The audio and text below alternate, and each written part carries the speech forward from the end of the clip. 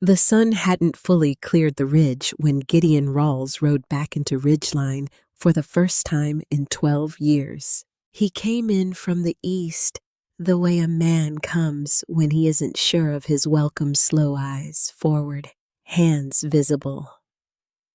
The town looked the same the way old scars look the same. The shape was familiar, but everything underneath had shifted. New paint on the general store. A second saloon where the livery used to be.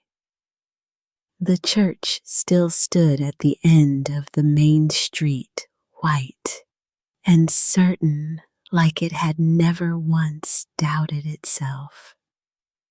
Nobody waved. A few men on the boardwalk turned to look. One of them said something to the other without moving his lips much. A woman pulling her daughter by the hand crossed to the other side of the street before Gideon had even reached the middle of town. Not rushed, just deliberate. The kind of deliberate that takes practice. Gideon didn't slow his horse. He didn't speed up either. He rode the way he had learned to move through hostile territory during the war, steady, unhurried, giving nothing away. He had not come back because he wanted to. His younger brother Caleb had died 6 weeks prior.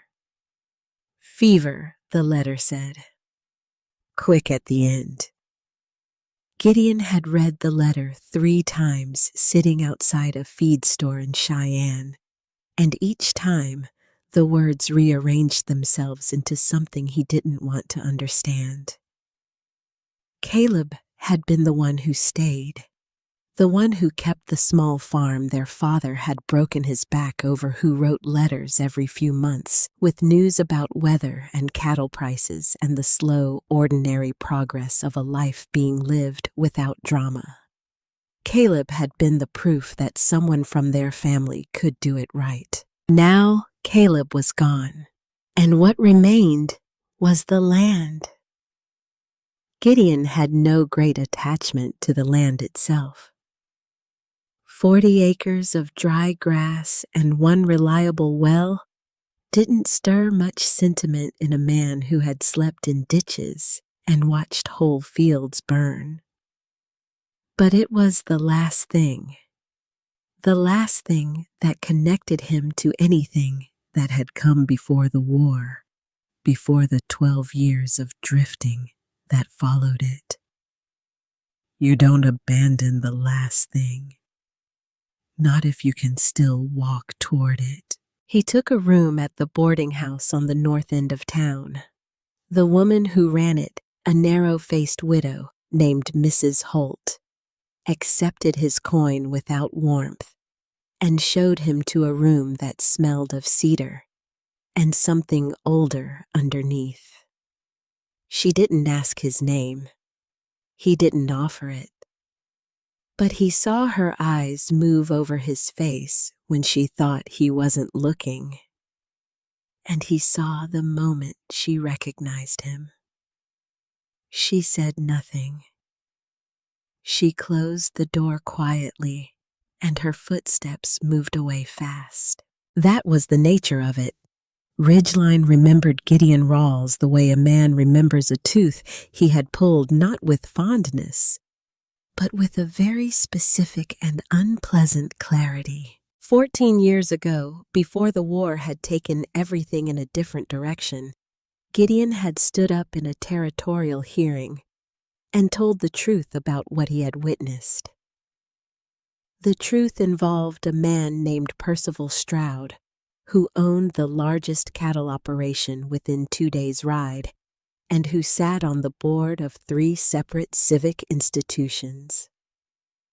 What Gideon had witnessed was Stroud ordering the burning of a smaller rancher's homestead with the family still inside. 2 children had died. Gideon had been the only person willing to say so under oath. Stroud had been removed from his civic positions. He had not gone to prison men of his standing rarely did in those years, but his reputation had cracked along a fault line that never fully healed.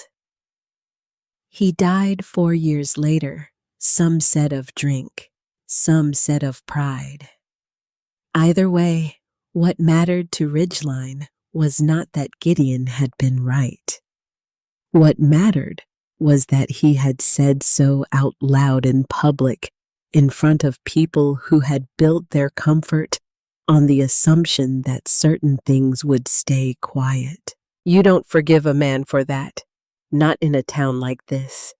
Not in 1878. Gideon had known this before he came back. He had made peace with it, or something close enough to peace that it didn't keep him up at night. He wasn't here to be liked. He was here to settle the matter of Caleb's land and then decide what came next. On the second morning, he rode out to the property. What he found stopped him at the fence line. The land had been worked. Not by Caleb, by someone else.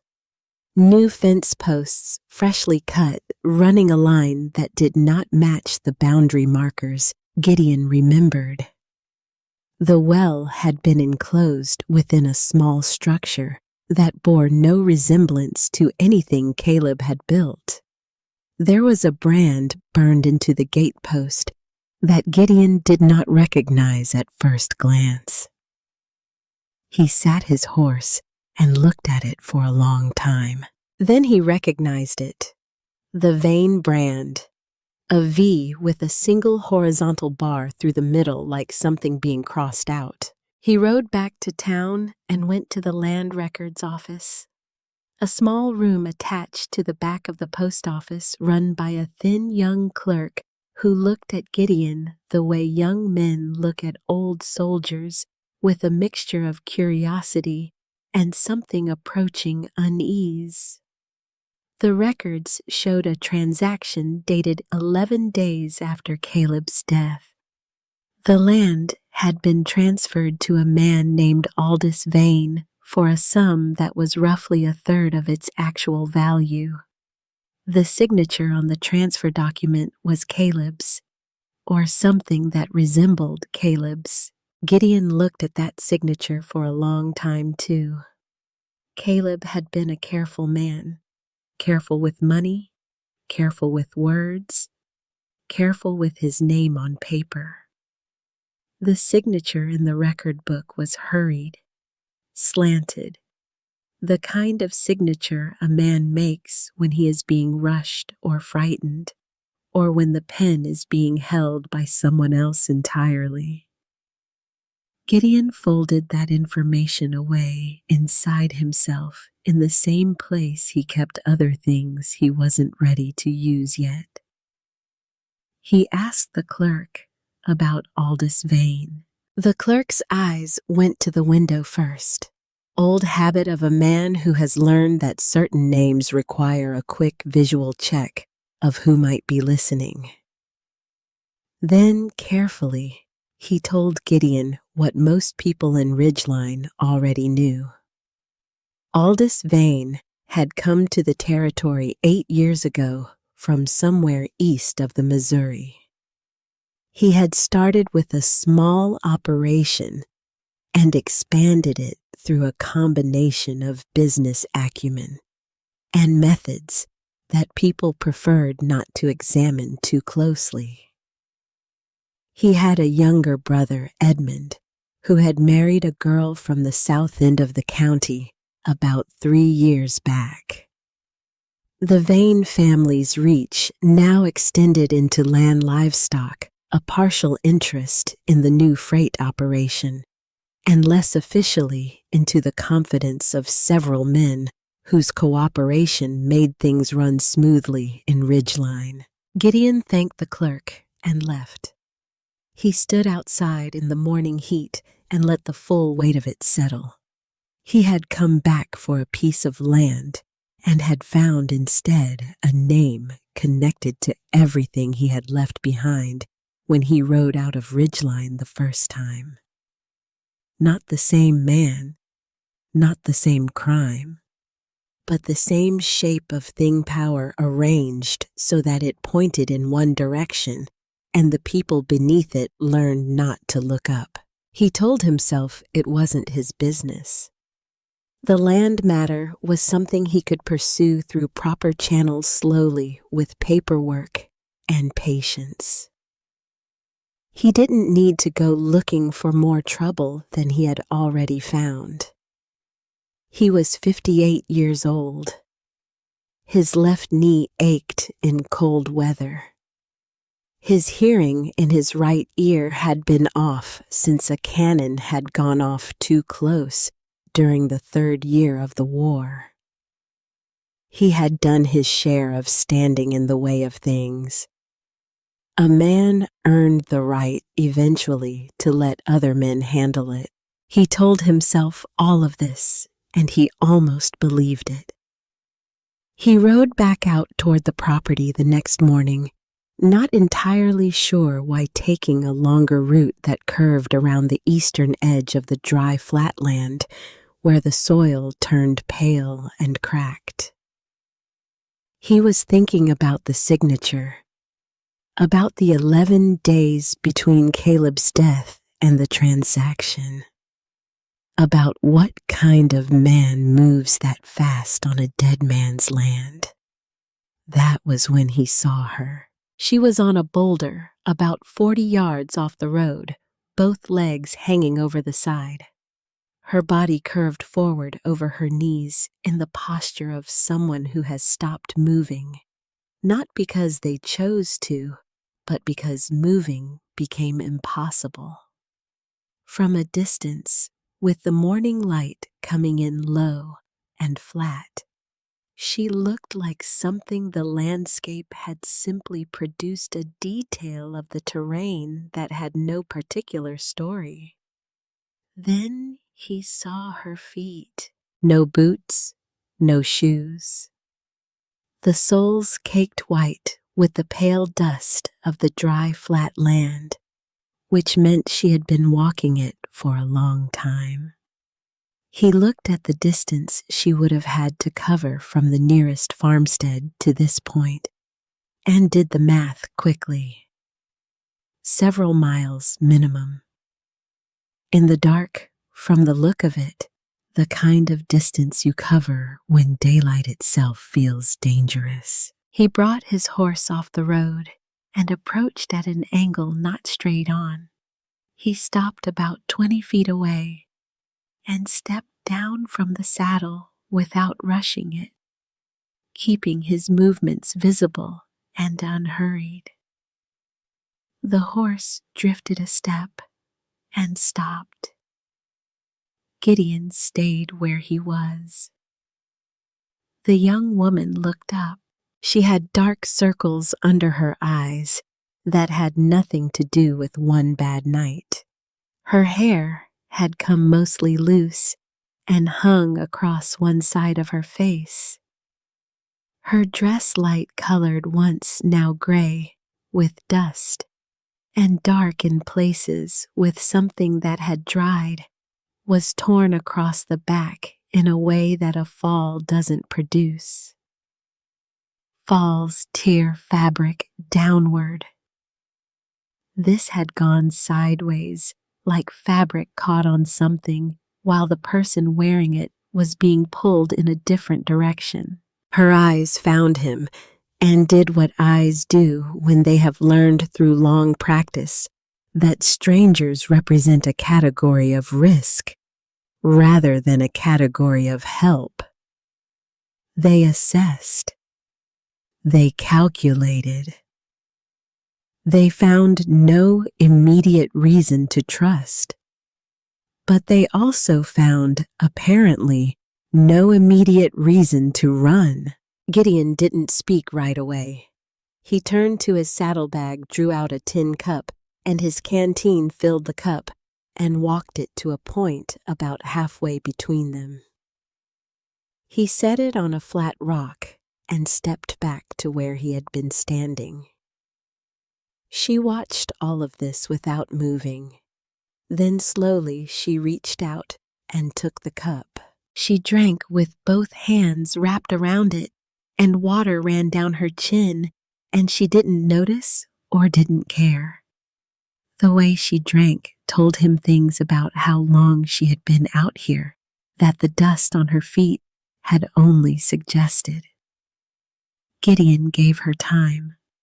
Time was one of the things he still had in reasonable supply. After a while, he said, "You don't have to tell me anything." She looked at him over the edge of the cup. "But I'm not going anywhere until I know you've got somewhere to go." He kept his voice low and flat. No particular warmth in it, but no edge either.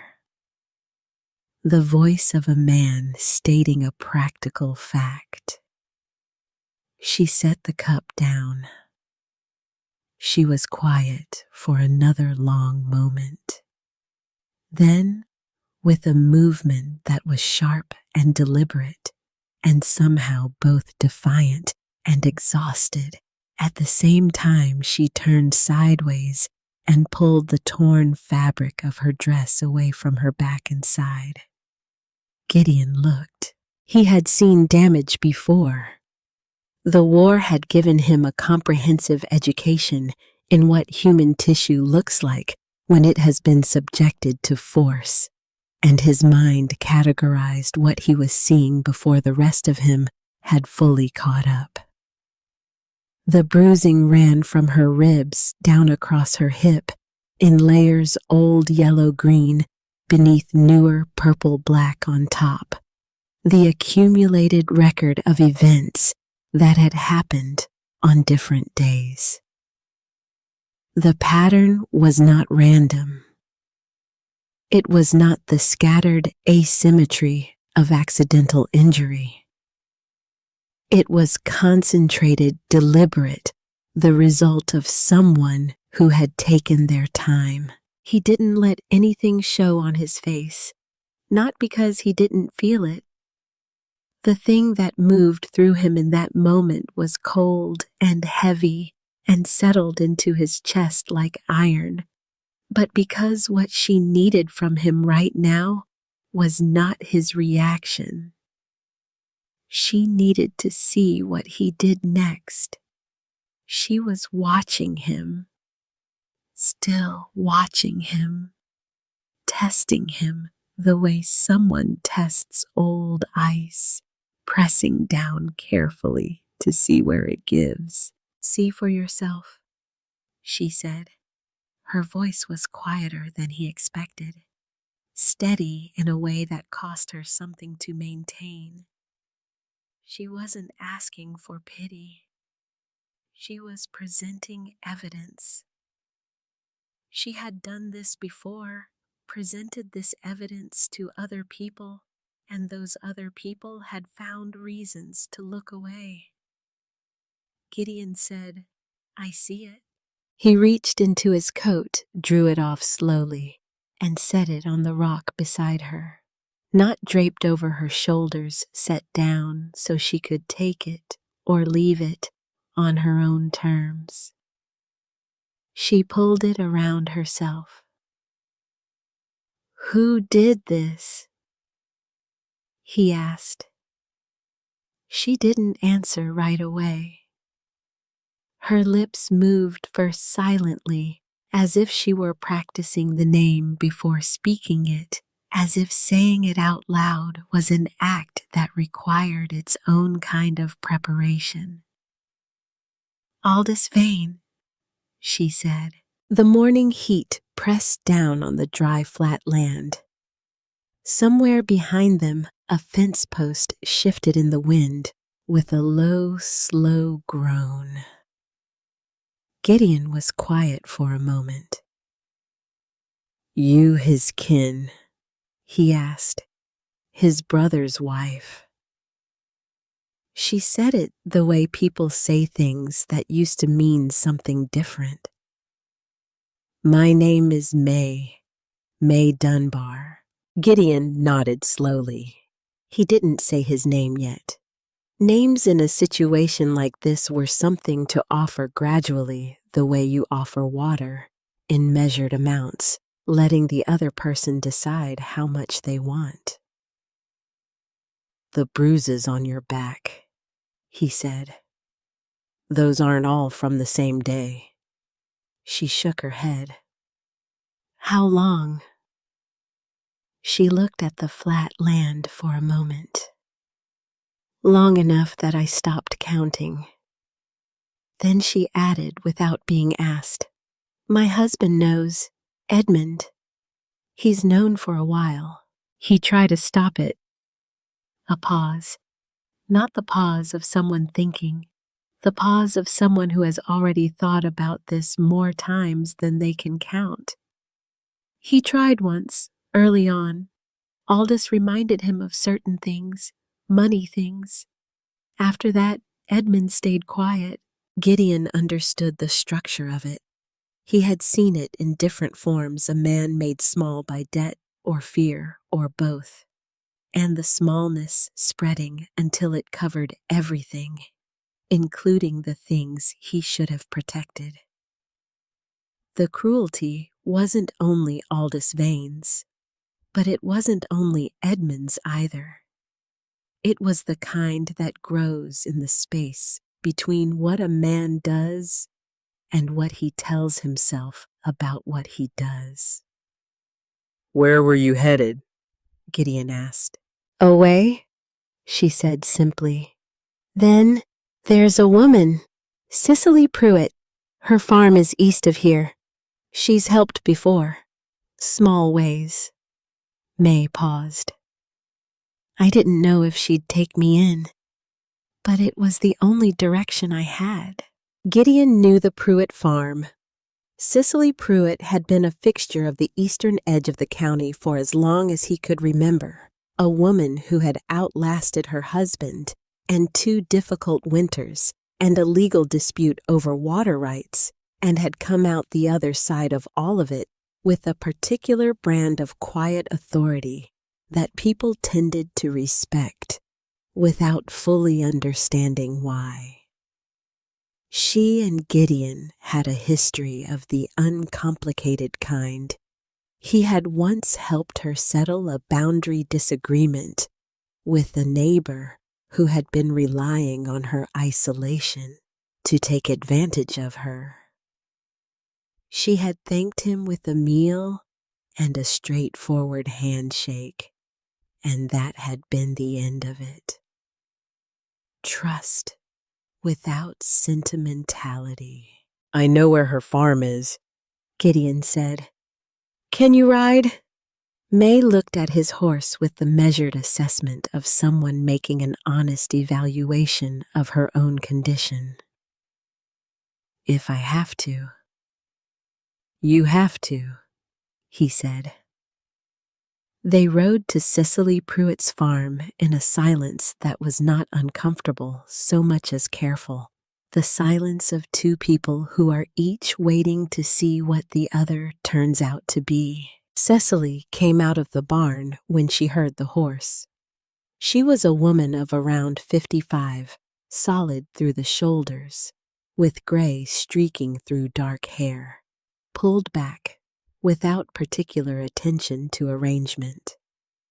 Her eyes went over the situation in the direct, comprehensive way of someone who has learned that the full picture is always more useful than the comfortable portion of it. She looked at May first, then at Gideon, then back at May with an expression that settled into something past surprise and was simply there, present, practical. "Inside," she said.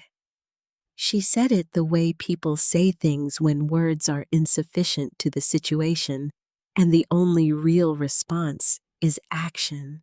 Gideon stayed near the door of the barn. He heard low voices from inside Cecily's steady murmur, and May's responses shorter and less steady. Then a silence. Then one sound, brief and muffled, that stopped itself quickly. the kind of sound that comes from someone who has been holding something for a very long time and has briefly, involuntarily let a small part of it out. Then quiet again. Cecily came back outside after a time, drying her hands on her apron.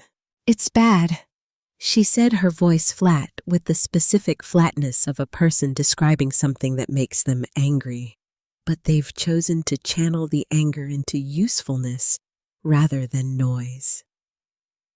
Gideon said nothing. He knew the shape of what she meant. Not the first time. Cecily looked at the line of hills to the east. Not close to the first time. "Aldis Vane," Gideon said. Cecily looked at him. "You know the family?" "I know the name." He paused. "More now than I did yesterday." Cecily studied him with the kind of attention that takes the measure of a man, not by what he says, but by what he holds back. Whatever she found appeared to satisfy her. "She needs to get to Creswell," she said. Sheriff Creswell ran the law in Ridgeline with the somewhat underfunded and somewhat undermanned efficiency of a man doing the job as honestly as his circumstances allowed. "She needs to tell him what she told me, in detail. Vane will fight it. Vane always fights it. Doesn't mean she doesn't say it." Cicely's voice carried no particular anger in that moment. Just the plain insistence of someone who knows that silence is the mechanism by which the thing continues.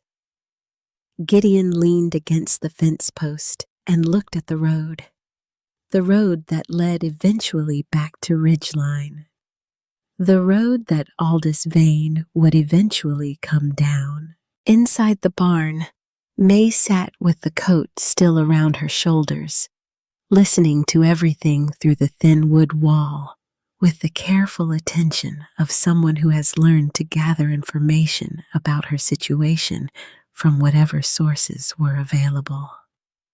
She heard Cecily's voice.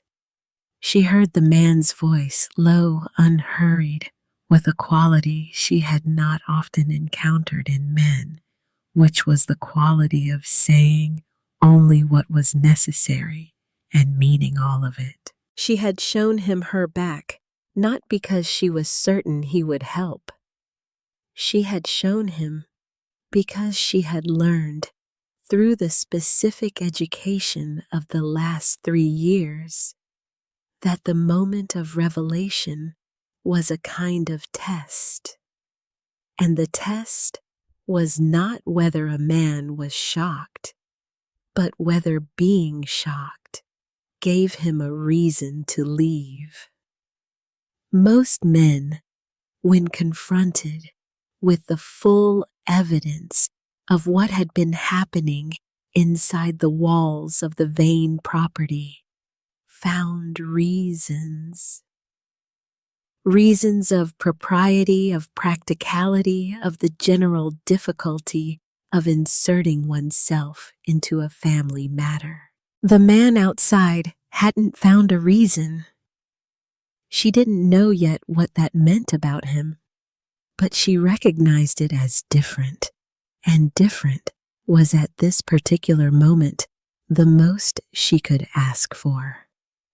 Gideon straightened from the fence post when he saw the dust. It came from the west, 3 separate columns of it moving in formation. Not fast. That was the part that told you the most. Men riding fast were men reacting. Men riding at a measured pace were men who believed they had already won. 3 riders came into view as they cleared the rise. 2 of them, he didn't know, hired men the kind that every operation of a certain size kept on hand for purposes that the books didn't need to reflect. The man in front, he didn't need to be introduced to. Aldis Vane was tall in the saddle, angular, with the specific kind of stillness that isn't calm, but is the thing calm is sometimes mistaken for. An old scar traced a pale line along one cheekbone. He held his reins loosely, and he looked at Gideon the way a man looks at an unexpected item in a room he thought he had already arranged to his satisfaction. He brought his horse to a stop in the yard. He didn't dismount. "You're on Puit land," Gideon said. Not loud, not aggressive, just a statement of the current geographical situation. Aldis looked at him for a moment. "I've got family property on this land," he said. His voice was even, controlled in the way that indicates a great deal of practice at control. "My brother's wife has gone missing. We're concerned." "She hasn't gone missing," Gideon said. "She's here. She came here on her own." "Came here on her own." Aldis said it back as if tasting the phrase. "In the state she was in when she left woman's not well. Hasn't been well for some months.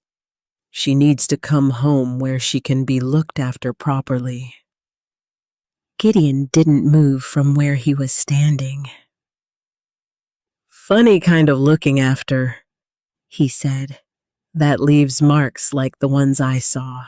One of the hired men shifted in his saddle. Aldis didn't look at him, but the shift stopped. "You don't know what you saw," Aldis said.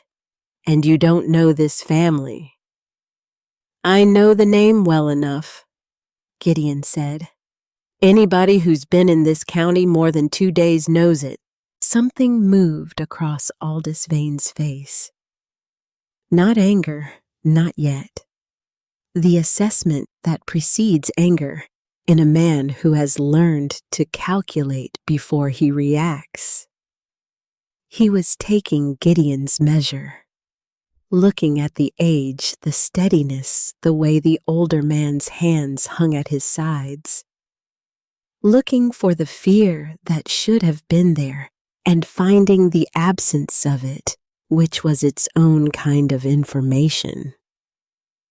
"This is a family matter," Aldis said. "Not your concern."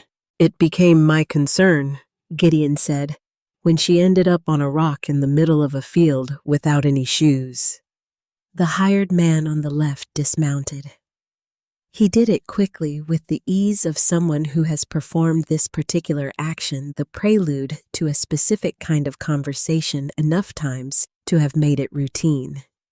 He had a knife on his hip, and his hand was already moving toward it as his feet hit the ground. Gideon moved, not fast, precise. There was a long-handled shovel leaning against the corner post of the fence, and his hand found it without looking, the way a hand finds something it has already noted and filed. He brought it around in a controlled arc and caught the hired man clean across the wrist. The sound was bone-dense. The knife hit the dirt. The man grabbed his wrist and went down to one knee with a sound that was half curse and half something less composed. The second hired man came from the right, faster and angrier than the first, leading with his shoulder. Gideon turned into it rather than away from it, took the impact across his own shoulder, which sent a sharp, clean pain down his left arm, all the way to his fingers, and used the man's forward momentum to redirect him hard into the water trough. Water sprayed. The horse at the fence line danced sideways and snorted. Gideon stepped back to where he had been standing, His arm was still sending information about its dissatisfaction up through his shoulder. He noted it and set it aside.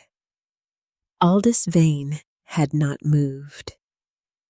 He sat his horse and watched the two men on the ground with the expression of someone reviewing work that has been done below the expected standard. Then he looked back at Gideon. His hand rested near the grip of his revolver. Not drawn. Resting. "You're making this bigger than it needs to be," he said. "I'm standing in one place," Gideon said. "I haven't made anything bigger." Aldis was quiet for a moment. The hired man with the hurt wrist was getting slowly to his feet. The other one was dripping beside the trough. "We'll settle this properly," Aldis said. "In town, in front of Creswell."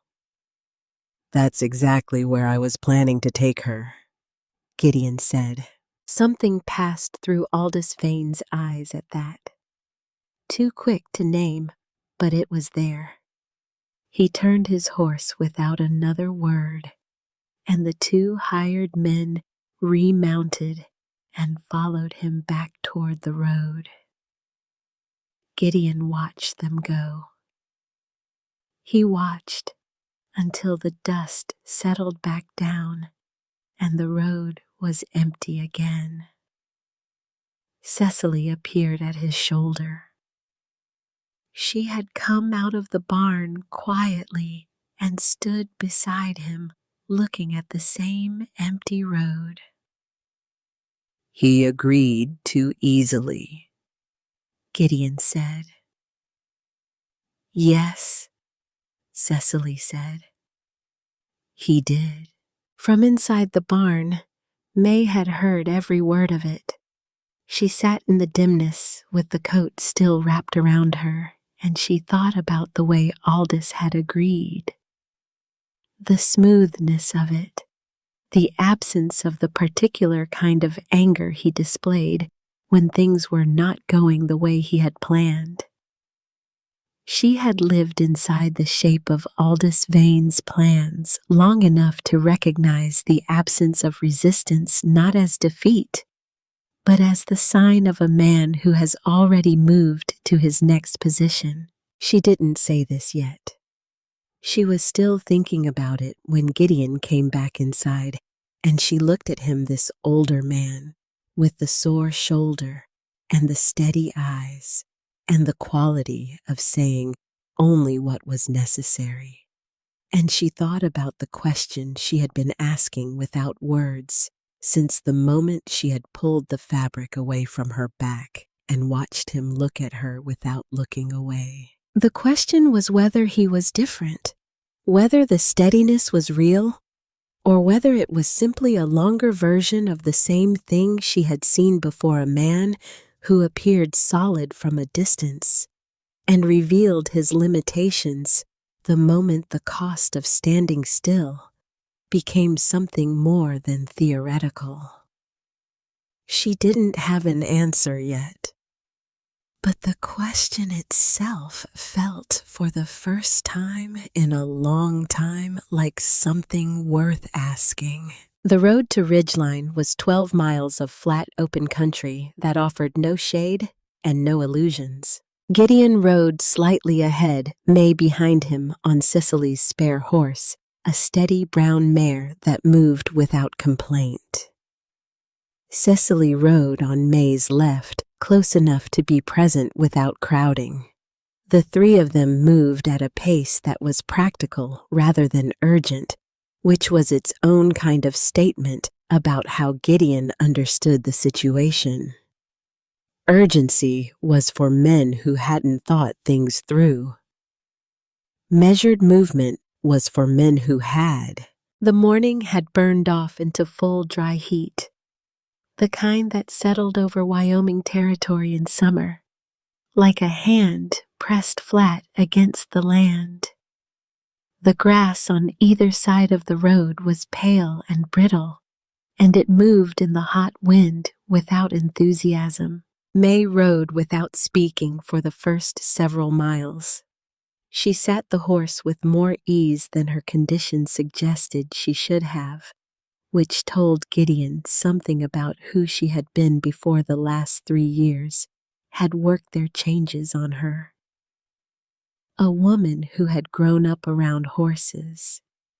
A woman who had once moved through the world with a different set of assumptions about it. He didn't press her for conversation.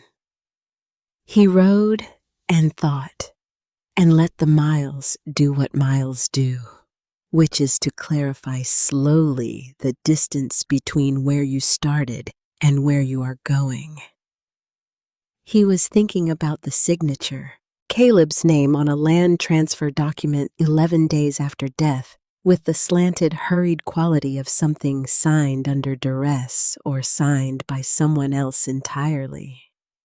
He was thinking about the vain brand on the fence post of his brother's property.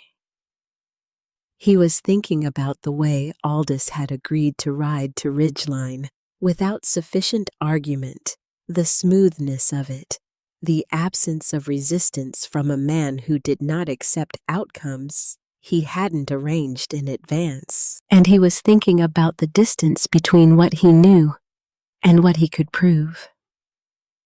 These were 2 very different territories, and the road between them was not always straight. After a while, May spoke. "He'll have a story ready," she said, not a question. "Yes," Gideon said. "He always has a story ready." She was quiet for a moment. "He's been building this one for a long time. The version where I'm unstable, where the things that have happened to me are things I've done to myself." She said it without particular emotion, the way you describe the weather in a place you've been long enough to stop finding it remarkable. He told Edmund that story first, made sure Edmund believed it before he made sure anyone else did. "Edmund believe it?" Gideon asked. May considered this. "Edmund believes what's least dangerous to believe," she said finally. "That's not the same thing." Sicily, riding on May's left, said nothing, but she had been listening to every word with the attentive stillness of someone filing information carefully. Gideon turned this over.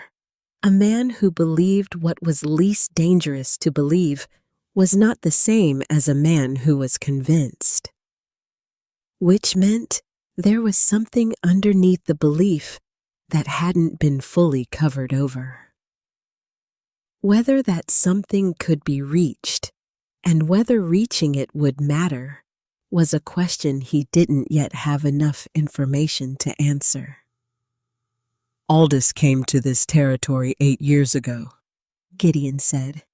Not a question either. 7, May said. Edmund was already here. Aldis followed him. That's the way Aldis does things. He lets Edmund go first, then he comes and arranges everything around Edmund until Edmund can't see past him anymore. Edmund ever push back? A long pause. Once, early. Before we were married, even Edmund told Aldis to stay out of something. I don't know what. Edmund never told me the details, but I know what Aldis said back because Edmund repeated it to me one night when he'd had too much to drink. She paused again. Aldis told him that everything Edmund had, everything he thought was his, existed because Aldis allowed it to exist.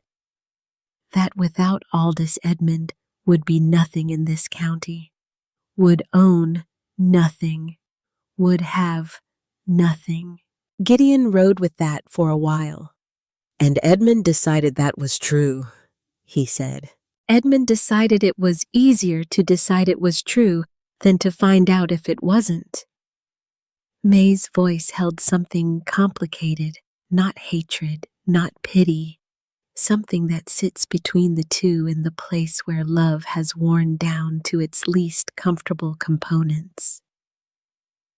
I used to think if I could just get Edmund to see clearly enough, long enough, he'd do something. Stand up. Say something. Anything. She shook her head slowly. You can't want clarity for someone more than they want it for themselves. Gideon recognized that sentence, not because he had heard it before, but because he had lived a version of it standing in front of men during the war, who had decided that what was in front of them wasn't what was in front of them. And there was nothing you could do with a man who had made that decision from the inside out. They rode the rest of the way in quiet. Ridgeline came into view as the sun passed its highest point and began the long afternoon descent. The town sat in a shallow depression in the land, its main street running east to west, the buildings on either side throwing shadows that hadn't yet reached their afternoon length. From a distance, it looked composed, self-contained, like a place that had its affairs in order. Gideon knew better. He scanned the approach out of old habit, not with anxiety, just with the practiced attention of a man who had learned that the information available before you arrived somewhere was always more useful than the information you gathered after. And what he saw when he looked at the front of the sheriff's office on the east end of the main street stopped something in his chest for just a moment. A man was sitting on the bench outside the door, hat in his hands, turning it slowly, head down. The posture of a man waiting, but not the waiting of someone who has just arrived. The settled, resigned waiting of someone who has been there long enough to make peace with the fact of being there. Gideon recognized the posture before he recognized the man. He looked back at May. She had already seen him. Her entire body had changed. Not a dramatic movement, not a flinch, but the kind of change that happens when every muscle simultaneously receives a message about threat. She had gone rigid in the saddle, her hands tightening on the reins, her eyes fixed on the figure on the bench, with an expression that was equal parts recognition and the particular cold understanding of someone watching a trap close. Edmund, she said. The word came out flat. Not a question. Not surprise. The sound of a confirmation of something she had suspected since the moment Aldis had agreed too easily to come to town. Gideon stopped his horse. He sat for a moment looking at the scene. Edmund Dunbar on the bench. Sheriff Creswell's office door closed behind him. Aldis Vane and his two hired men, the one with the hurt wrist cradling it against his chest, arriving from the west road and pulling up unhurried in front of the livery at the far end of the street. Aldis didn't look at Gideon when he dismounted. He handed his reins to the livery boy and walked toward the sheriff's office at a measured pace, as if arriving at a location he had already decided the outcome of. He sent Edmund ahead, Sicily said quietly. She said it to herself as much as to either of them. This morning, Gideon said. Before he came to your farm, Edmund was already on his way here before Aldis rode out to collect May. He worked through the timing as he said it. He wasn't chasing her. He was already in front of her. May looked at the bench where her husband sat with his hat in his hands. Edmund hadn't looked up yet. Either he hadn't seen them arrive, or he couldn't bring himself to look at what he had done. "What's already been said in there," May said, "is the story I have to walk into." "Yes," Gideon said. She was quiet for a moment. Then, "He'll say I'm not well, that I've been unstable since the pregnancy, that the marks on my body are—" She stopped. "He'll have a reason for every single thing you saw. A reason that makes sense if you don't know what I know, if you weren't there." "Then we make it so the truth doesn't need you to have been there," Gideon said. May looked at him. "We build it from what can be proven without your word against his," he said. "Sicily's testimony about your condition when you arrived. The pattern of the injuries a field surgeon or a doctor who knows what deliberate damage looks like versus accidental. What can be documented?" He paused. "And other things." He didn't say yet what the other things were. There were things he was still arranging in his own mind, still testing for structural integrity, the way you test a bridge before you commit your weight to it. They rode into town. Edmund looked up when he heard the horses. He saw May first. Something crossed his face, guilt and relief in a proportion that was difficult to read from a distance, and both of them complicated by the presence of Gideon and Sicily on either side of her.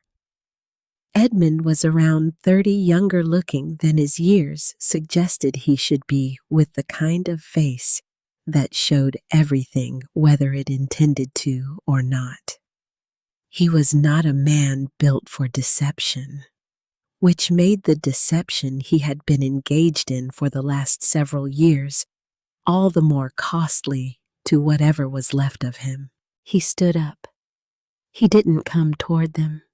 He just stood. May didn't look at him.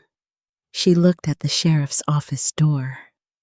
Gideon dismounted and helped May down from the horse with a steadiness that asked nothing of her except to let herself be helped for the 8 seconds it required. Then he walked with her toward the door, Sicily falling in on the other side. Sheriff Creswell was a man of about 50, with a broad, plain face and the careful eyes of someone who had spent a long time in the business of listening to conflicting accounts of events and trying to sort out which parts of each account were load-bearing. He was not a corrupt man. Gideon had established this much from what he had observed in the 2 days he'd been back in Ridgeline. There was a quality to the way Creswell conducted himself, a certain unglamorous consistency that told you something real about his character. But he was a man working inside a system with limits. He had one deputy, a young man named Euler, whose loyalties Gideon had not yet mapped with confidence. He had a jurisdiction that covered a large amount of ground with insufficient personnel, and he had apparently spent the last hour or more listening to Edmund Dunbar describe his wife's fragile mental state in terms that had been carefully chosen to make the evidence of Aldis Vane's behavior look like something else entirely. The room was small and close and warm.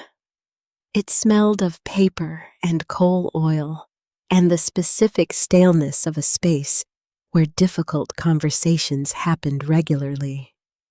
Creswell stood behind his desk. Edmund sat in a chair against the wall hat now resting on his knee instead of turning in his hands. The arrival of May had made the turning stop, which was its own kind of tell. Aldis Vane was not yet in the room. That was deliberate, Gideon understood. Aldis would let the scene establish itself first, would let Edmund's version settle into the room like sediment before Aldis himself appeared to confirm it. The technique of a man who understood that the first story told in a closed room had the structural advantage of being first. Sheriff Creswell looked at May with the careful, non-committal attention of a man who has been told one thing and is now attempting to take the measure of the person he has been told it about. "Mrs. Dunbar," he said, "I'm glad you're safe." "I'm not safe," May said. "That's why I'm here." Creswell nodded slowly. "Your husband has been telling me about your condition these past months. I understand you've been going through a difficult—" "Sheriff?" Gideon kept his voice level. "Before we go further down that road, I'd like to put something in front of you." Creswell looked at him. The two men had exchanged perhaps 40 words total in the 2 days since Gideon had been back in Ridgeline. But Creswell was a man who read people quickly out of professional necessity, and what he read in Gideon Rawls was not the profile of a man with frivolous intentions. "Go ahead," Creswell said.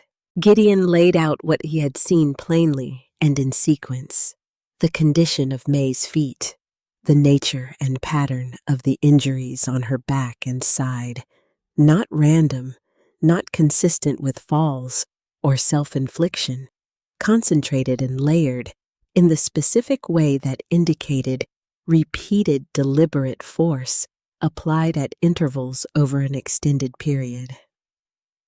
He spoke the way he had once given field reports, precise, stripped of editorializing, letting the facts carry their own weight. Then Sicily spoke. She described what she had observed when May arrived at her farm. The swollen knee, the split skin, the depth and range of the bruising. She spoke with the particular authority of a woman who has seen enough of the world's damage to describe it without flinching and without inflation. Edmund sat against the wall and looked at the floor. Creswell listened to all of it with his careful eyes moving between Gideon and Sicily and May, and then back to his desk, where he had presumably written down whatever Edmund had told him earlier.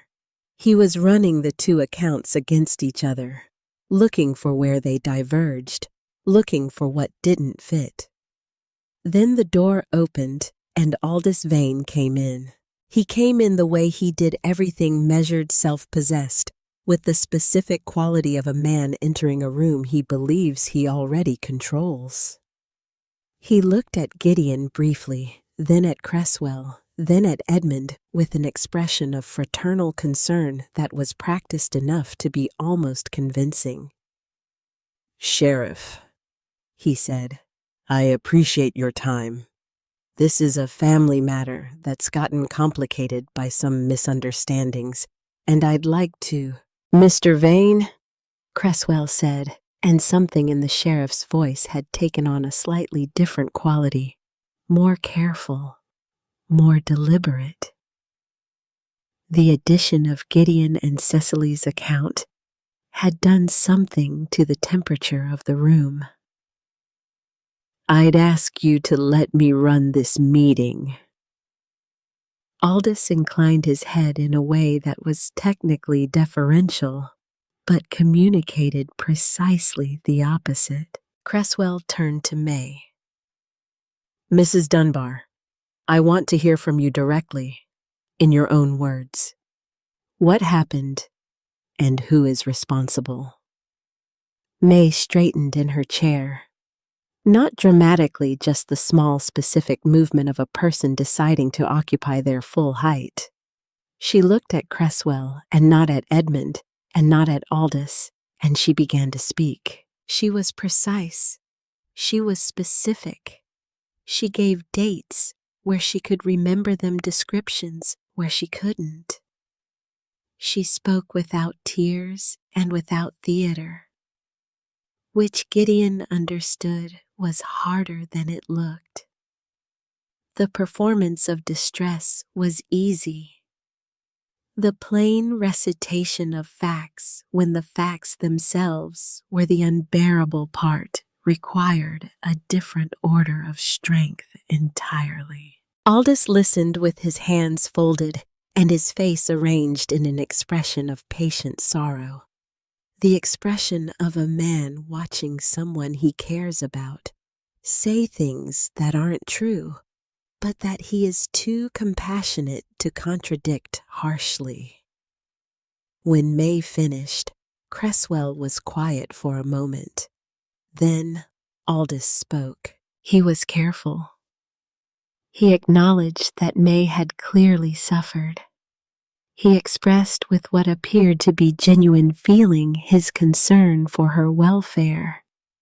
And then gently, but with complete structural precision, he introduced the alternate explanation. May had struggled significantly since the loss of a pregnancy 8 months ago. The marks on her body were real.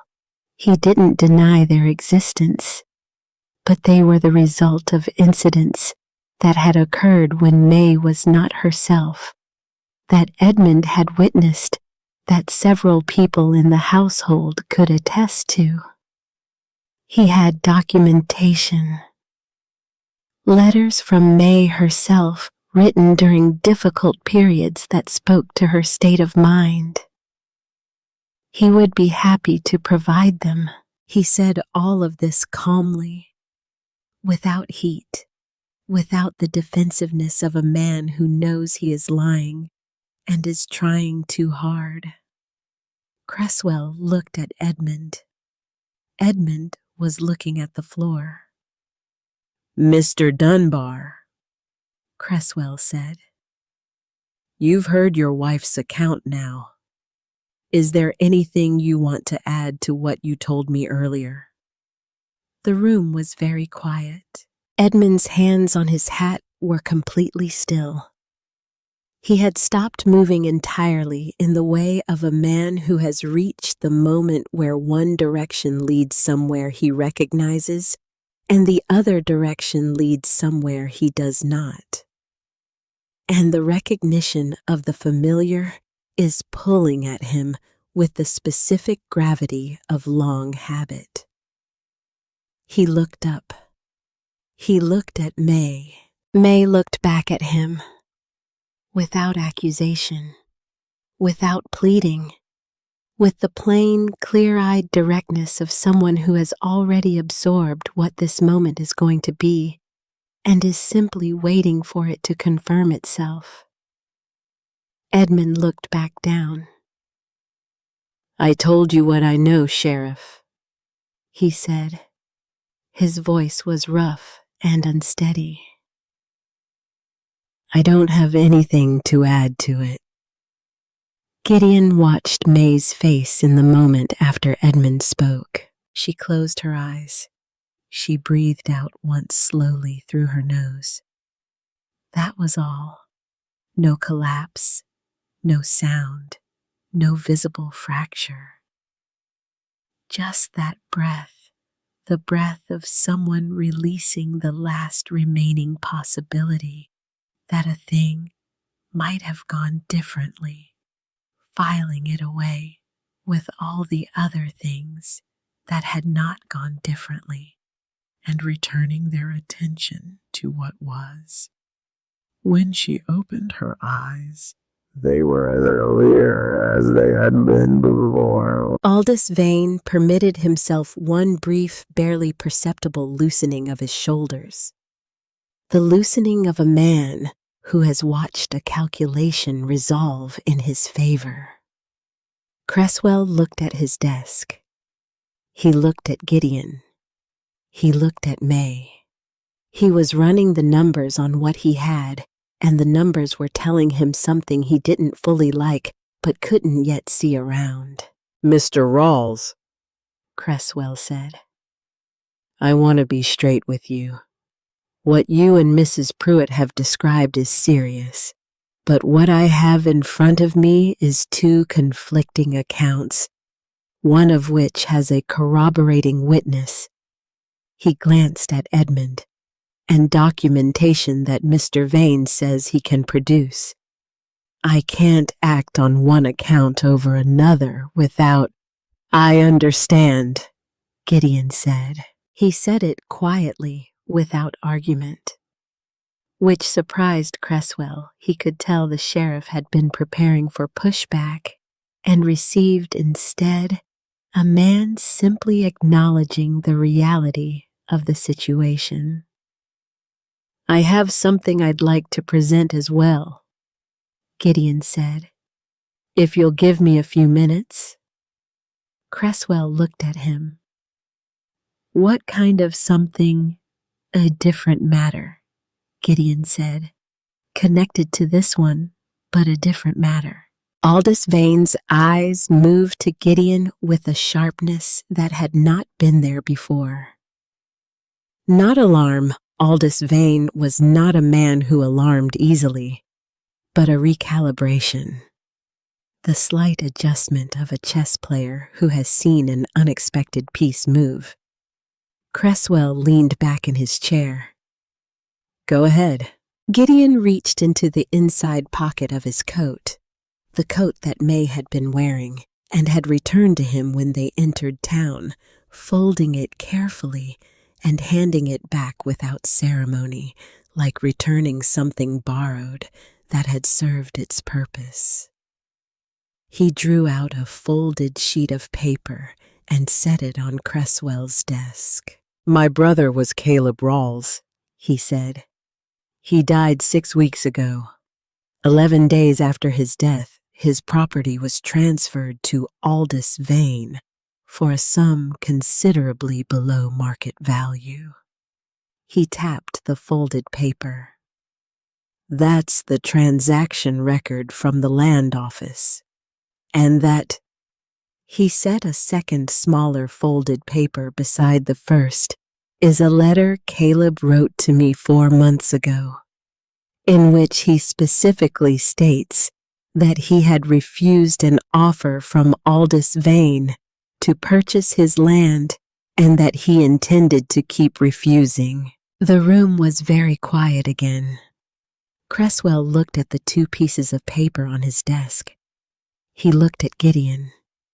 Then slowly, he looked at Aldis Vane. Aldis had not moved. He was looking at the papers on the desk with the expression of a man encountering something he had not prepared for, which was for a man like Aldis Vane a profoundly unfamiliar experience. The signature on that transfer document, Gideon said, is worth looking at closely. Creswell unfolded the transaction record. He looked at it. He picked it up and held it at a slight angle to the light coming through the window. Then he looked at Caleb's letter. He compared the 2 signatures.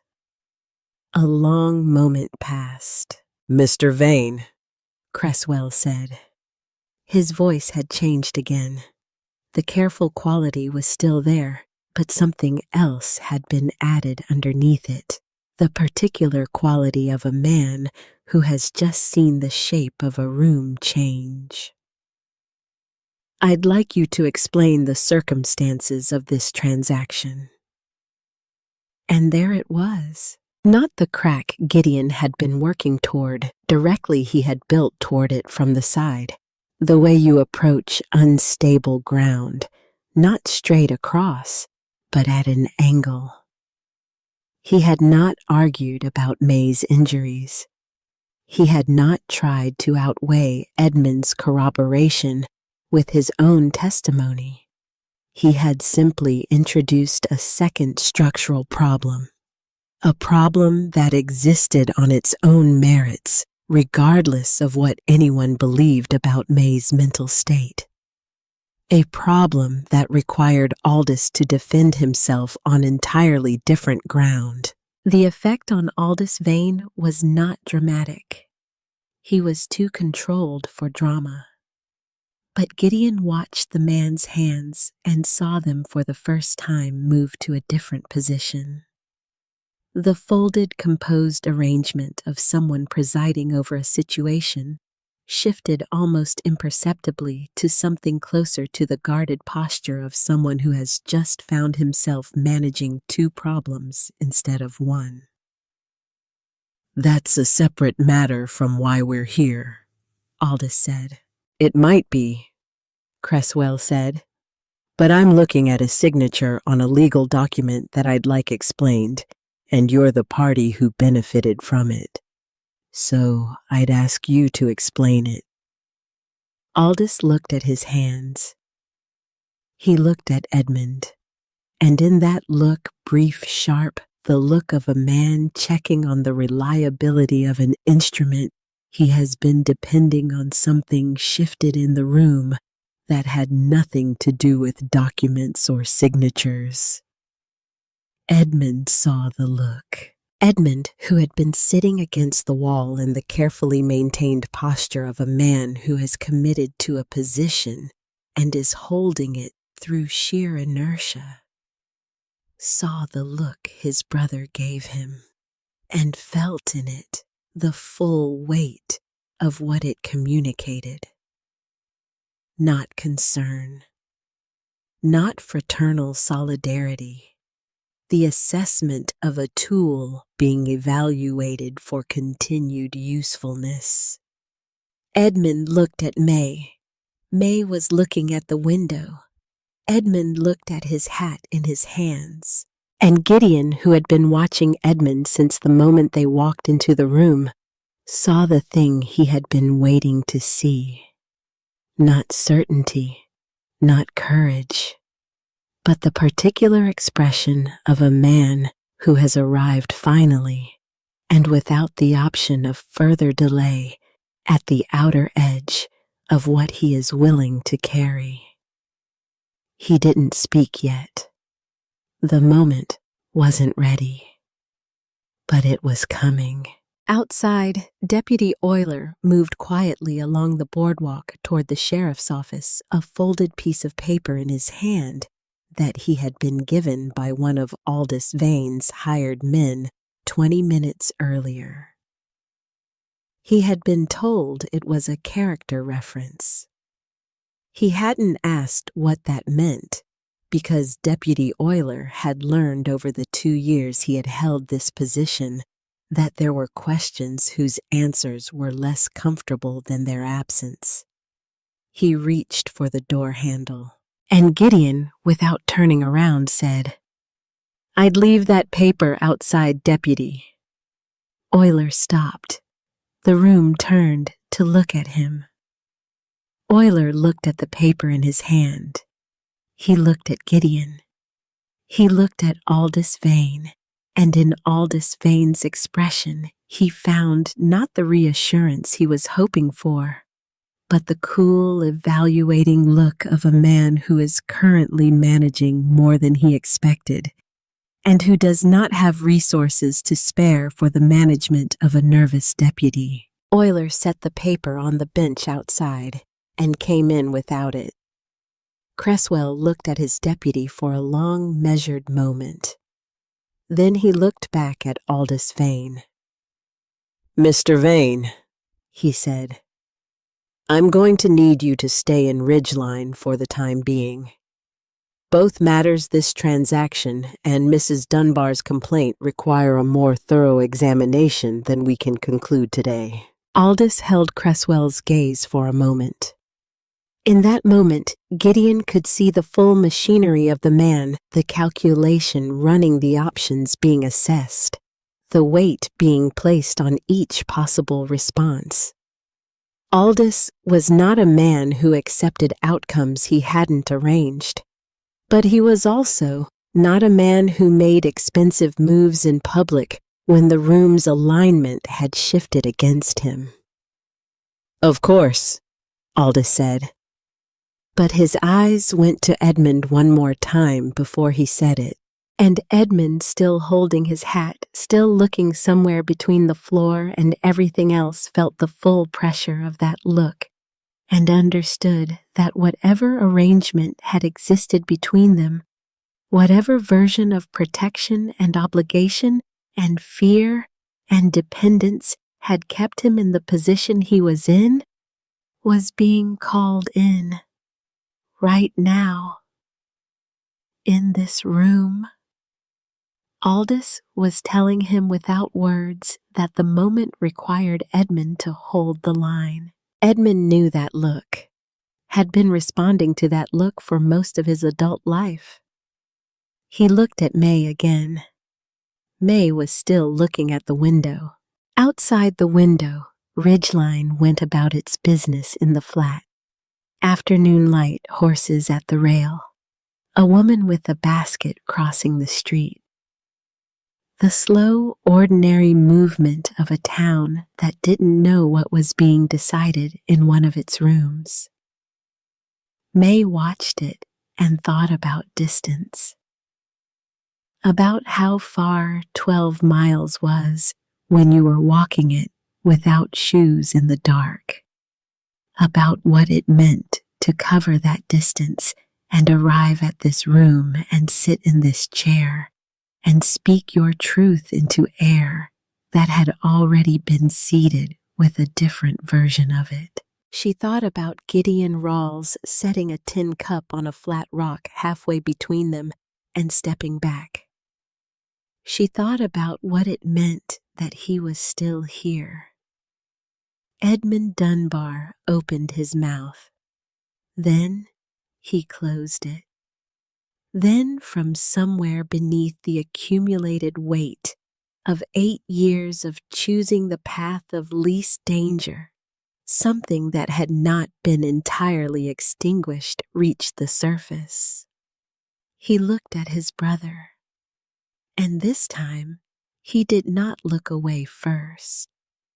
The silence in that room had weight, not the silence of emptiness, the silence of a room full of people who understood that the next few seconds would determine the shape of everything that followed. The kind of silence that accumulates in small spaces when large things are being decided. Edmund Dunbar looked at his brother and did not look away first. That was new.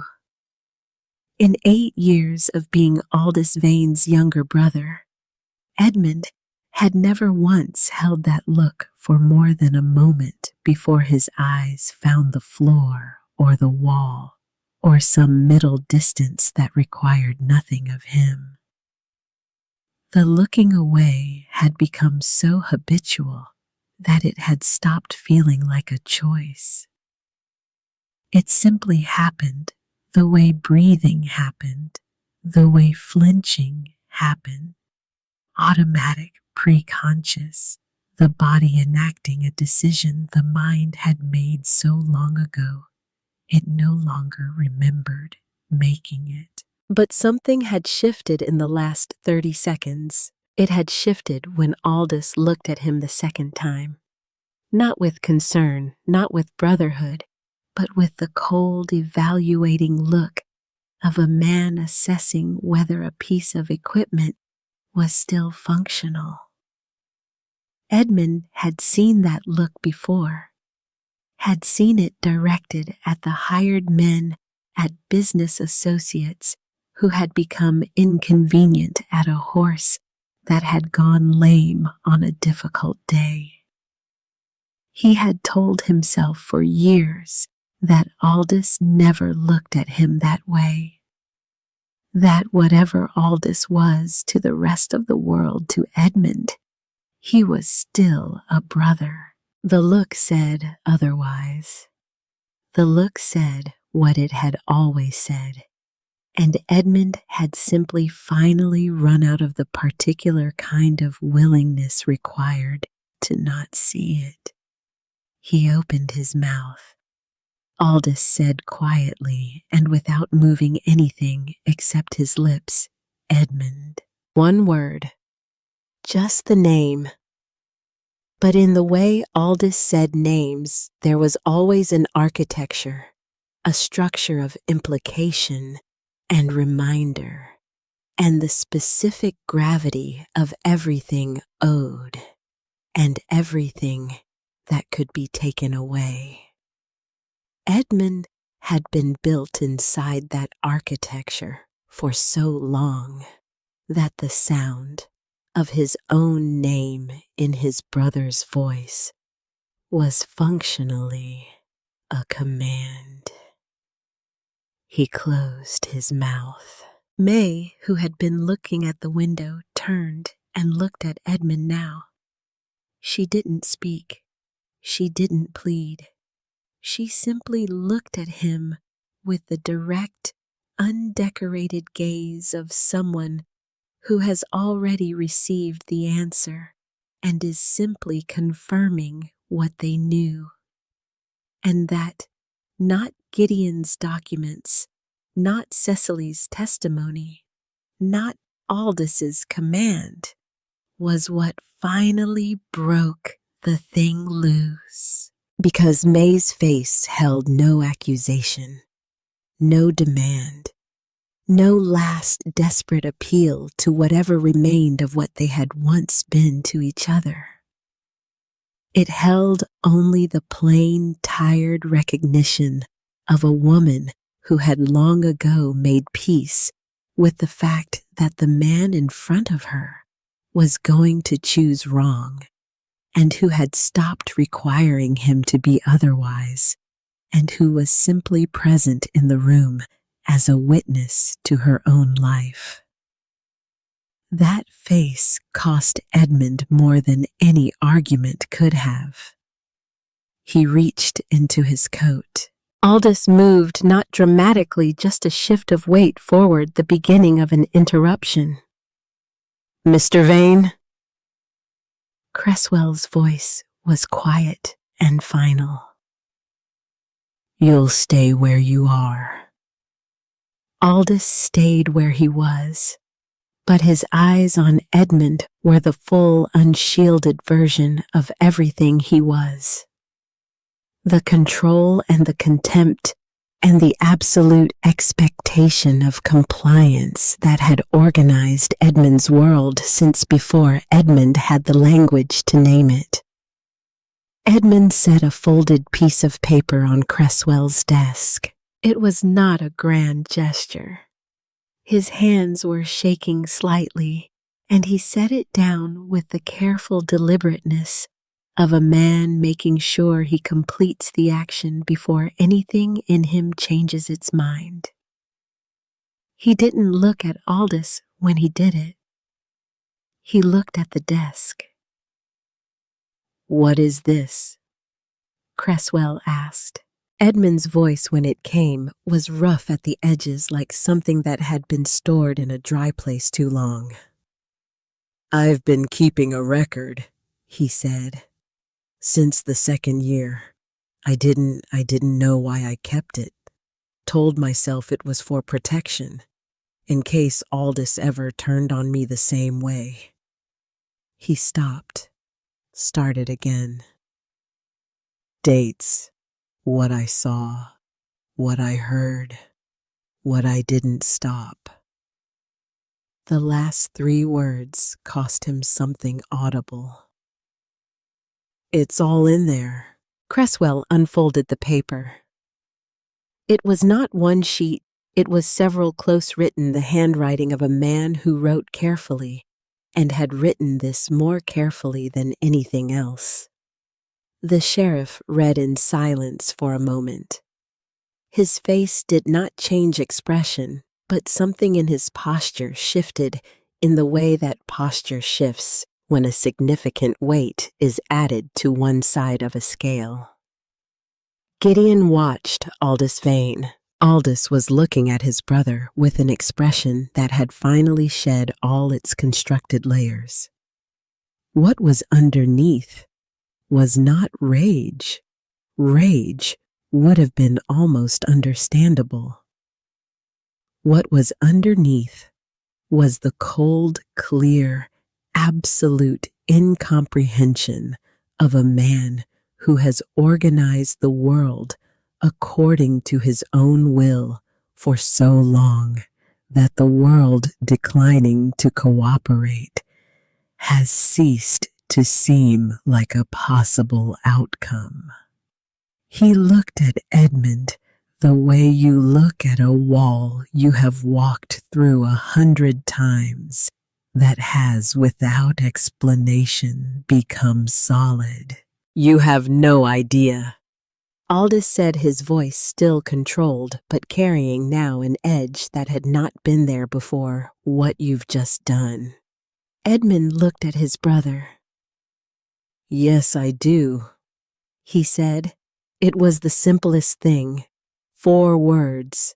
But the flatness of them, the absence of apology, of fear, of the habitual deference that had shaped Edmund's speech toward his brother for the better part of a decade, landed in the room with a weight that none of the longer sentences had managed. May looked at Edmund for a long moment.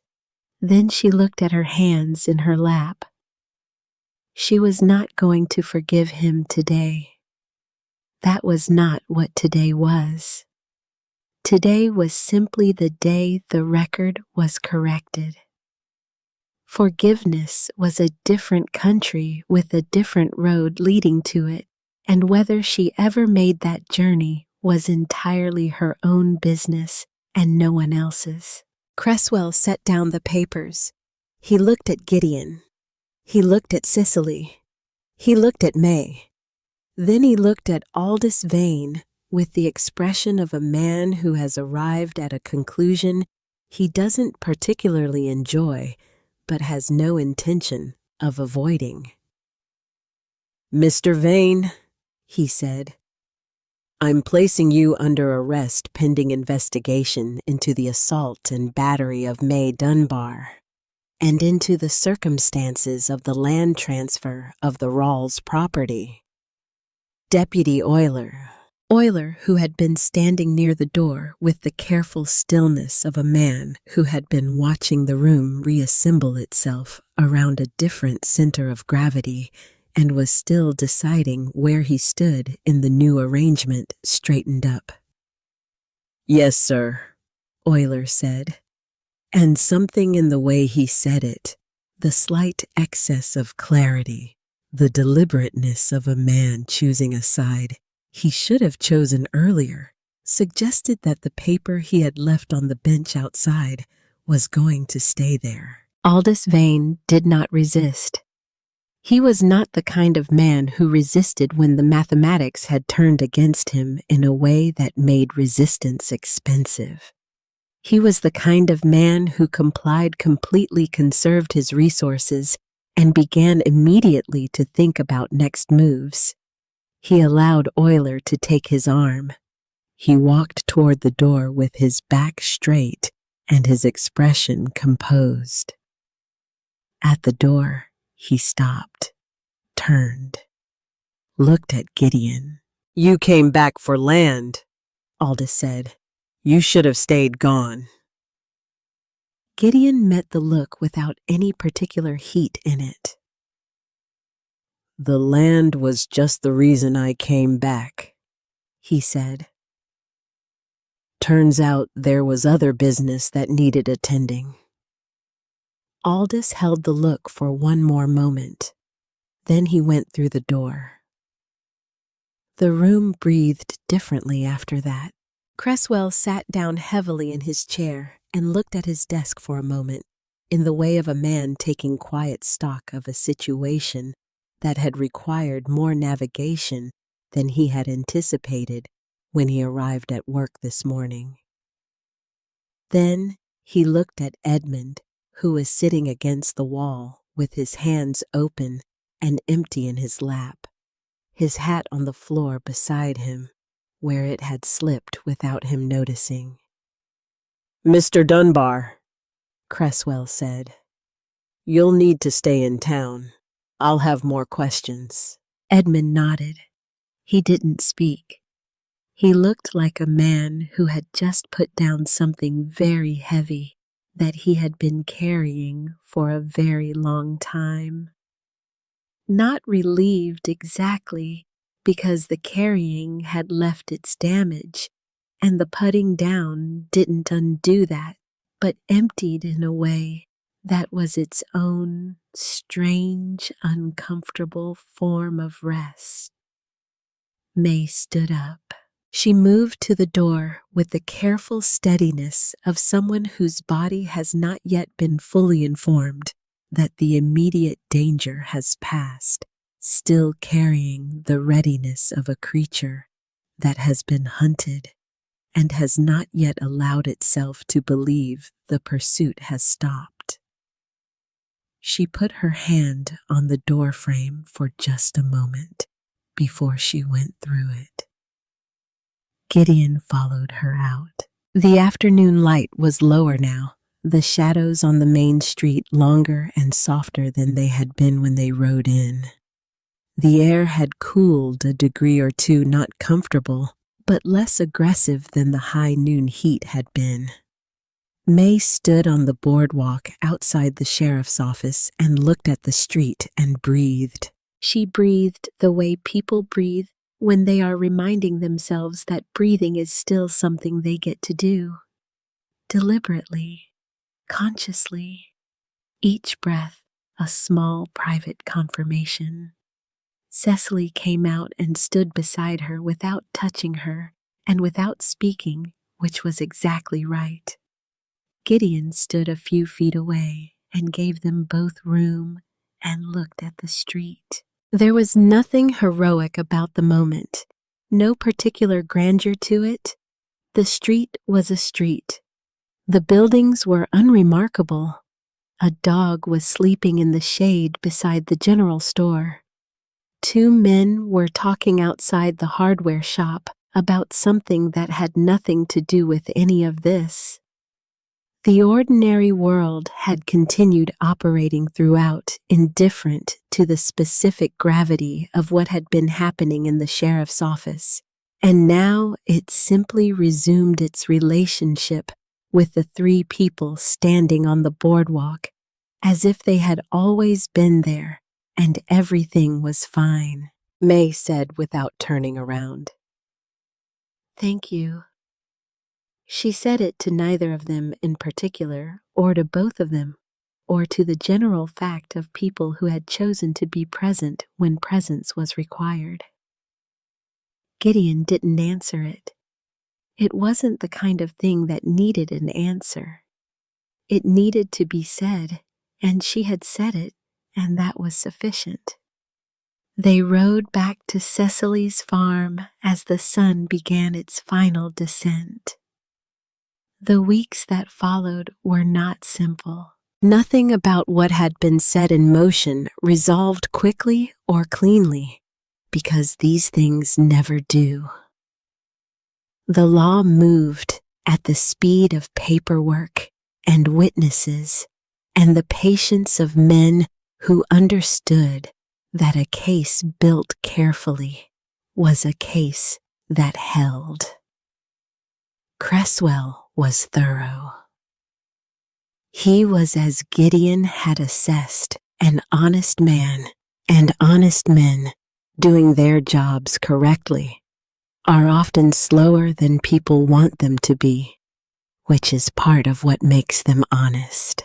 Aldis Vane retained a lawyer from Cheyenne who arrived in Ridgeline 3 days after the arrest, and began the work of constructing alternate explanations for every documented fact.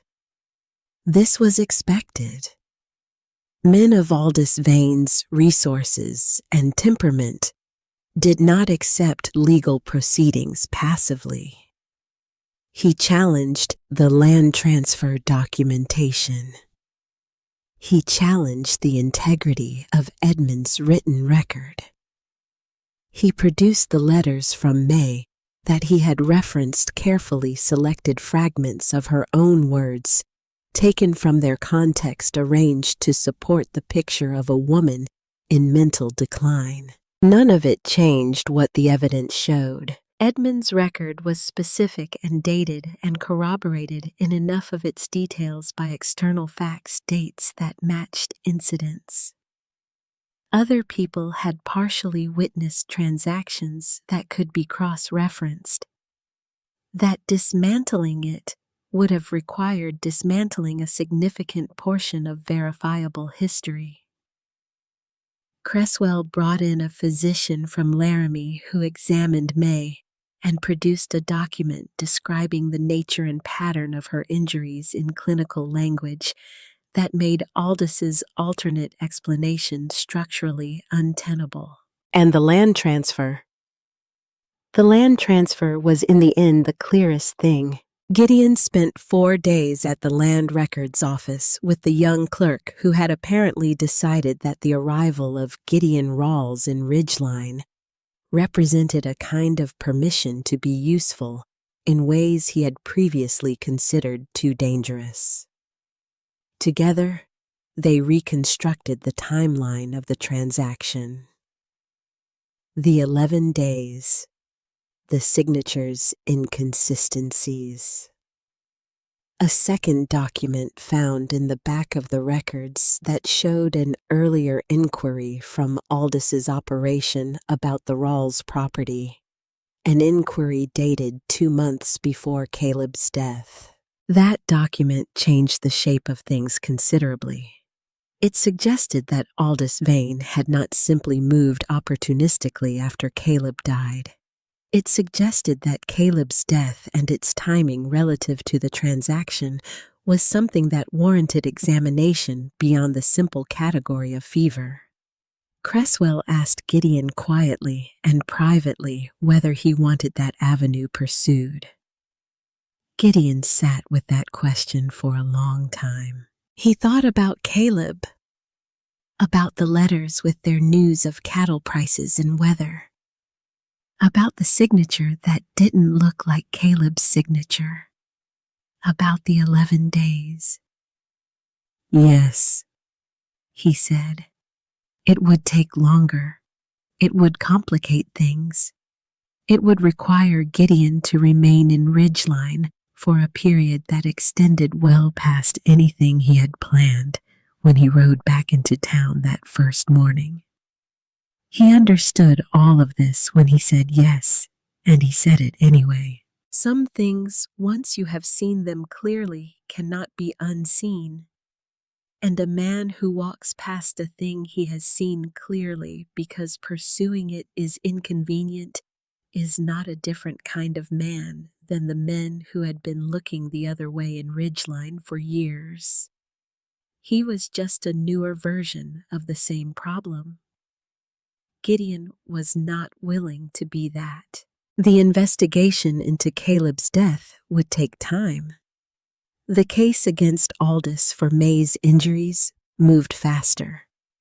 By the time the first leaves on the cottonwoods along the creek had begun to turn, Aldis Vane was facing charges that his lawyer could complicate but could not make disappear. Deputy Euler was quietly reassigned while Creswell evaluated his conduct. The hired man with the hurt wrist declined to remain in Ridgeline and was not pursued. Edmund Dunbar did not stay. He left Ridgeline about 3 weeks after the day in the sheriff's office on a morning when the light was pale and thin, and the town was not yet fully awake. He left with 1 horse and what he could carry, and no particular destination that anyone knew of. He left a letter for May. Gideon didn't know what was in it. May read it once and then folded it and put it somewhere and never mentioned it. Whatever Edmund had written, she had received it in the private way of someone filing away the last document in a case that was now closed. She didn't grieve the marriage loudly. She grieved it the way people grieve things that had stopped being what they were supposed to be long before they officially ended. Not with a sudden drop, but with the quiet acknowledgement of a loss that had already been happening for years and had now simply been made official. She stayed at Cicily's farm. This was not a temporary arrangement that extended itself by default. It was a choice May made deliberately, in the specific, deliberate way of someone who had not been in the habit of making choices for herself, and was now practicing the habit with the careful attention of someone learning a new skill. She chose to stay. She chose to work. She chose gradually and at her own pace to rebuild the practical architecture of a life organized around her own judgment, rather than around the management of someone else's volatility. Cicely gave her room and work, and the particular gift of requiring nothing from her emotionally that she wasn't ready to give. This was rarer than it sounded. Most people, when they help someone through damage, carry a need conscious, or not for the damaged person, to demonstrate progress, to get better, on a visible schedule, to provide the helper with the evidence that the help was worth giving. Cicely had no such need. She had her own history with loss and had learned from it that recovery has its own timeline and cannot be productively rushed. May learned the farm. She learned which fence posts needed replacing before winter. She learned how Cicely managed the water from the well through the dry months. She learned to assess a horse's soundness the way Cicely did methodically from the ground up, trusting what she could observe rather than what she hoped. Small technical knowledges that accumulated into something larger than their individual parts. A competence. A footing. She stopped looking over her shoulder when she walked through doorways. This happened gradually enough that neither she nor Cicely marked the specific day it stopped. It was simply something that had been present, and then after a while was not. The body releases its vigilance at its own pace when it has gathered enough evidence that the immediate threat has genuinely passed. May's body was slow to release it 3 years of a particular kind of danger, leaves particular kinds of traces, but it released it eventually, degree by degree, the way a fist unclenches, not all at once, but finger by finger. Gideon remained in Ridgeline. He had not planned to. He had planned, once the matter of May's situation was resolved, to attend to the land question, and then make a decision about the next thing, which had no particular shape yet, and existed mainly as a general intention to continue existing somewhere. He was not a man given to long-range planning. The war had dismantled whatever inclination toward future certainty he had once possessed, and what had grown in its place was a kind of practical present-tense attention deal with what is in front of you, and what comes next will present itself.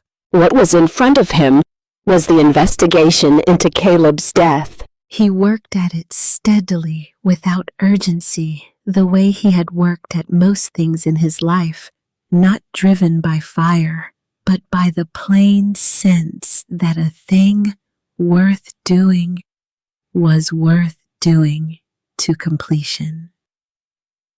He spent time at the land office. He rode out to neighboring properties and talked to people who had known Caleb and had, in some cases, noticed things they had not known were relevant until someone came along and asked the right questions. He wrote letters to a man in Cheyenne who knew something about the movement of money through territorial land transactions. He did not push. He did not perform urgency. He simply continued day after day with the particular persistence of someone who has no deadline and no audience and is doing the work for its own sake. Ridgeline adjusted to his presence. Not warmly, the town's memory was long, and its comfort with Gideon Rawls remained limited. But there is a kind of adjustment that is different from acceptance, where a person is still not entirely welcome, but their continued presence has begun to seem like a fact of the landscape rather than a disruption of it. People stopped crossing the street when they saw him coming. The woman at the general store stopped looking at him with the specific wariness she had shown the first week. Mrs. Holt at the boarding house began leaving a lamp in the window of the front room, which was not a warmth extended to every boarder. None of this was friendship, but it was something. The gradual, unglamorous process of a man and a place reaching a working arrangement. He rode out to Sicily's farm on occasion. Not frequently, enough to remain connected to how things were progressing there and to be available if there were developments in the case that needed to be communicated. He and Cicely had established a pragmatic alliance of the kind that suited them both. Two people who communicated directly asked no more than was reasonable and trusted the other to do the same. May was present during these visits. She was working, usually mending fence or managing the animals, or doing the 100 small daily tasks that kept a farm operational. She acknowledged Gideon's arrivals without ceremony and continued what she was doing, which he took as a reasonable sign of normality. A person who stops performing for observers has generally stopped needing to. They spoke occasionally, not at length. She asked once about the investigation into Caleb, and he told her what he knew, and she listened with the attentive seriousness of someone who understood what the question really was. Not just whether a crime had been committed, but whether a man she had never met had been made to disappear by the same machinery that had been operating on her own life for 3 years. He would have been kind, she said after he had told her about Caleb's letters. From how you describe him. He would have, Gideon said. They were quiet for a moment with that. The investigation into Caleb's death did not produce the clean resolution that investigations in stories are supposed to produce. What it produced was a weight of circumstantial evidence sufficient to cast serious doubt on the fever narrative, and a set of financial records that showed Aldis Vane had been prepared for the land acquisition in ways that indicated foreknowledge. Whether that foreknowledge extended to having caused what he foreknew would require a kind of proof that may have existed and may have been destroyed and may never be conclusively established either way. Creswell was honest about this. It's possible we get to the bottom of it, he told Gideon. It's possible we don't. The law works with what it can establish, not with what likely happened. Gideon understood this. He had known it before he asked the question. He had asked it anyway because Caleb deserved to have someone ask it regardless of the answer. What the investigation did establish clearly and documentably was the pattern of Aldis Vane's operations in the territory, the land acquisitions, the methods, the people who had been on the losing end of dealings with him over 8 years. Creswell sent a full report to the territorial authorities in Cheyenne. The lawyer from Cheyenne, faced with the assembled record, began having different conversations with his client about the realistic range of outcomes. On a morning in early October, with the first real cold of the coming season making itself known in the air, Aldis Vane accepted a negotiated outcome, reduced charges on the assault count, in exchange for a full accounting of the land transactions and the return of several properties, including the Rawls land, to their previous or rightful owners. His lawyer presented this as a practical resolution. Aldis presented nothing because the quality that had allowed him to present things smoothly for years, the assumption that he controlled the room, had been dismantled piece by piece over the preceding weeks, until what was left was simply a man with a set of unpleasant facts to live with. It was not the outcome Gideon had imagined when he thought about justice in the abstract for Caleb. Justice in the abstract is a cleaner thing than justice in practice. But it was real. It was documented. It existed in the record now, and the record was the place where things lived past the people involved in them. Gideon sat on the steps of his brother's farmhouse. His farmhouse now returned through the settlement on the afternoon after the agreement was signed. The land looked the same as it had when he stood at the fence line that second morning and saw the Vane brand on the post. Same pale grass. Same reliable well in its small enclosure. Same flat sky overhead, doing nothing in particular. It looked like his brother's land. That was enough. He rode out to Sicily's farm that evening as the sun was doing the long, slow work of setting over the western hills. The sky had gone the color of an ember orange, deepening to red at the horizon, fading up through pink into the first pale suggestion of night blue above. May was at the fence line on the east side of the property, working a loose board back into place with the focused attention of someone who has learned that maintenance deferred becomes emergency later. She had her sleeves rolled up and her hair pinned back without particular attention to the result, and she did not hear him approach until the horse's footsteps reached her.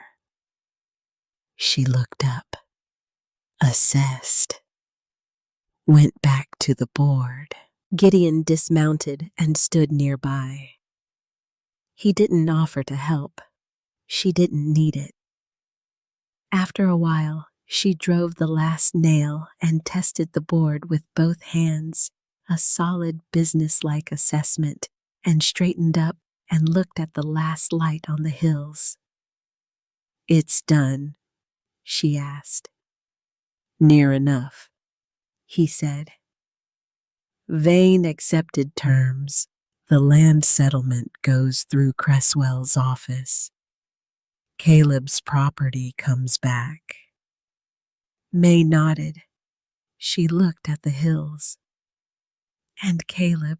"We won't get everything we wanted for Caleb," Gideon said. "But we got what the record can carry." She absorbed this without visible reaction. Not because she didn't feel it he had come to understand in the months of occasional conversation, that May felt things at a depth that her surface calm didn't advertise. But she had learned, through long practice, to receive difficult information without letting the receiving of it become a performance. "That's something," she said. "It's something," he agreed. They stood for a while in the evening quiet.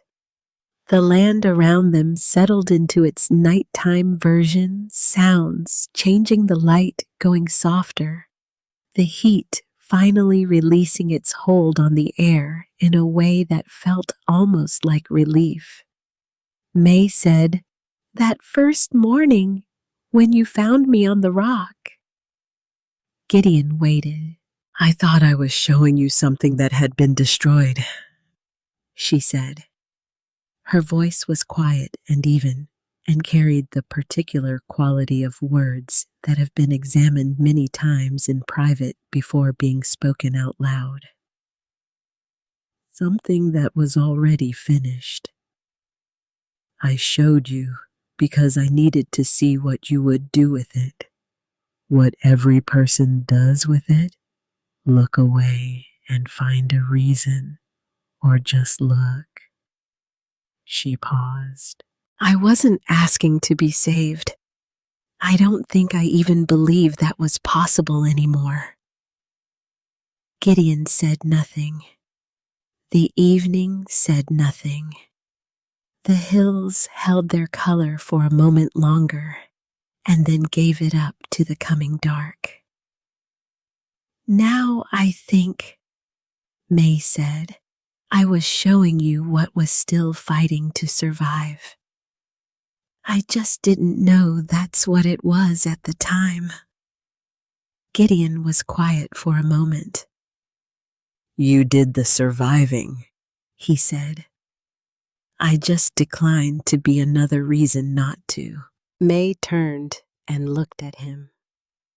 Not with the measuring, assessing look she had given him that first morning on the rock. That look had belonged to a version of her that no longer needed to be the primary way she moved through the world. This was a different look, the plain, direct look of someone who has earned the right to see clearly and is choosing to use it. "That's not a small thing," she said. "No," he agreed. "I don't suppose it is." The last of the sunset faded. The first stars arrived without announcement the way they always do, because the sky does not require permission to continue its operations. They stood beside each other at the fence line as the dark came in, not close enough to suggest anything had been resolved between them, that hadn't not far enough to suggest the distance that no longer existed. Just two people standing on the same ground at the same moment, present and unafraid. May did not reach for his hand. She stood with the self-possession of someone who has recovered through considerable difficulty, the right to decide what she reaches for and when. That right was not available for anyone else to determine, and she was not in the business of surrendering it again to anyone for any reason. Gideon stood beside her without requiring anything of the moment beyond what the moment was, which was enough. More than enough.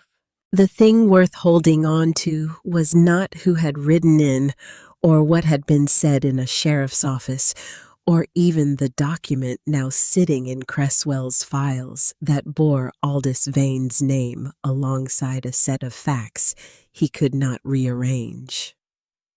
The thing worth holding on to was simpler and harder and less dramatic than any of that.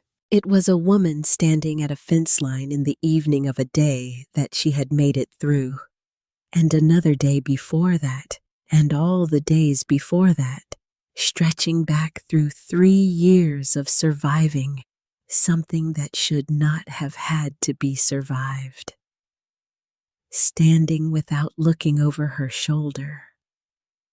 Standing with her sleeves rolled up and a nail in her pocket, and the straightness in her spine that nobody had given her, that she had taken back piece by piece. The way you take anything back that someone has tried to take from you permanently. That was the thing. Not the ending of the bad thing, the continuation of her. And perhaps that is the part worth carrying forward past this fence line and this fading light and these 2 people standing in the ordinary dark. Not the arrival of someone willing to help. Those people exist, and they matter, and they are worth being. But they are not the story. The story is what a person does with the help once it arrives. What they build from the materials of a life that tried seriously and with considerable effort to convince them that building was no longer possible. May Dunbar built. That was the whole of it. That was enough.